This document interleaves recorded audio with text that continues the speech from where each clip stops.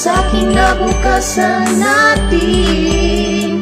May dalang sinimulan na sa unti-unting pagsusumikap, hirapay nabawi na palitan ng pangiti. Haharapin ang buong tapang ng mga hamon, aking gipitang aral ng kahapon. Ang panakayon na puno ng pagsubok, napupuna ng kumpiyansang makakaahon. Para sa sarili, para sa pamilya, para sa kinabukasan ng bayang malaya.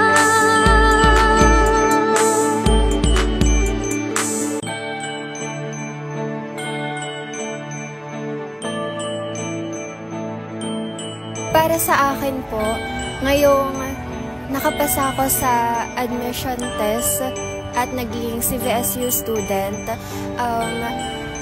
dahil sabi nga, diba, democratic country daw tayo ngayon, pero ang edukasyon, hindi na siya basta karapatan, pero parang pribilehiyo na lang ito para sa atin. Magbigay ningning ko sa 2023 ko para magpatuloy is yung magamit ko yung skills ko sa isang organization. Kasi before, hindi ko nagagamit yung skills ko, like hindi ko ma-express kung saan ako magaling. And now, mas nagagamit ko yung God-given ability ko para mas lalo pa akong mag-step up.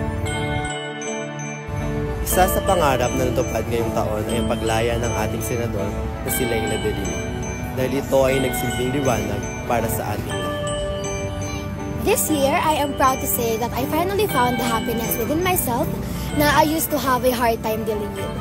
And now, what even made my 2023 more fruitful is that I am surrounded by great people. And I think, yun po yung nagpapaningning ngayong taon ko.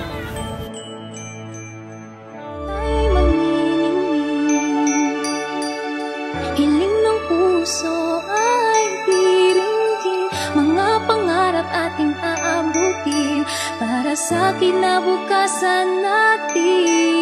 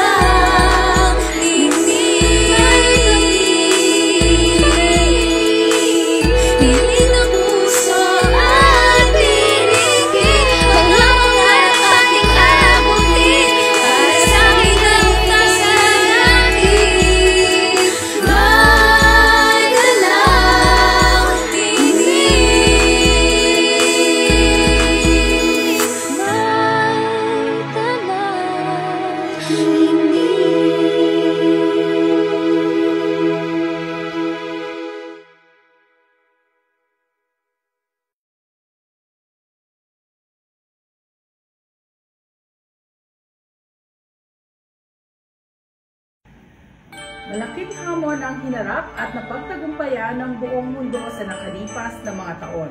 Ito ang sumubok ng ating katatagan bilang isang bansa at ng ating pananampalataya bilang mga Pilipino. Sa pagdating ng Kapaskuhan, sama-sama nating ipadama ang pasasalamat at pagmamahal sa isa't isa. Ang Journalism Guild, katuwang ang Department of Communication, College of Arts and Sciences ng Cavite State University ay kasama nyo sa patuloy na pananalangin para sa isang mas magandang kinabukasan. Hangad namin ang maligayang Pasko at maningning na bagong taon para sa ating lahat. Go! May dalang ningning. Ay, yung plema ko. Tingnan ko yun. Meron. Parang gusto eh.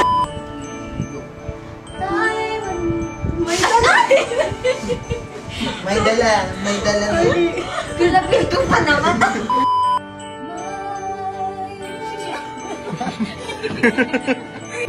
This year, I am proud to say na I finally find the happiness within myself. Ulit, wrong grammar. Saying that I finally found the happiness within myself na I used to have a hard time dealing with. Kasi po, dati, joke lang. Nagdramadam pa. Nagdramadam